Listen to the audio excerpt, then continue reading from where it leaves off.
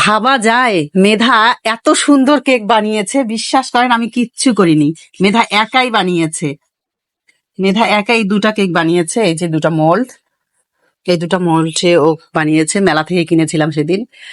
মেধা তোমার কেমন লাগছে বলো তো? অনেক ভালো লাগে। তুমি কার জন্য কেকটা বানাইলা সেটা বলো। সিনানের জন্য। ওর ভাইয়ার হচ্ছে আজকে বার্থডে, ও উইশ করবে, এই জন্য ও নিজেই বানালো, বলে মা আমি নিজেই বানাবো। ও নিজেই সেজন্য বানালো ওর ভাইয়ার জন্য কেক। এখন ডেকোরেশন করবে। যে কোনো জিনিসের একটা নিয়ম আছে। মেধা দেখেন একদম ওভারবিট করতে গিয়ে বেশি পণ্ডিত।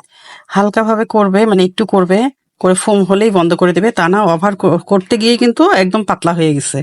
এই জন্য যে কোনো জিনিস অতিরিক্ত আসলেই ভালো না। এটা এখন মেধা বলতেছে মা এখন আমি কি করব। এখন এটা একটাই আছে উপায়, সেটা হচ্ছে এটা ফ্রিজে আবার রাখতে হবে। ফ্রিজে রেখে কিছুক্ষণ ঠান্ডা হওয়ার পর তারপর আবার বিট করতে হবে। এই যে ফাইনালি হচ্ছে মেধার কেক বানা কমপ্লিট। মেধা ছোট ছোট দুটো কেক বানিয়েছে ওর ভাইয়ার জন্য। এই দেখেন কি দুষ্টুমি করে কি কি কেক বানিয়েছে খালি দেখেন। আর হচ্ছে এটা একটা। মেধা তুমি যে তোমার ভাইয়ার জন্য কেক বানাইলা, জি, এখন তোমার কি মনে হচ্ছে বলো তো, কেকটা কি টেস্ট হবে? অবশ্যই। আমি আশা করছি অনেক মজা হবে। আচ্ছা, কেকটা খাওয়ার পর তোমাদেরকে রিভিউ দিব। আপাতত আজকে এ পর্যন্তই। আল্লাহ হাফেজ।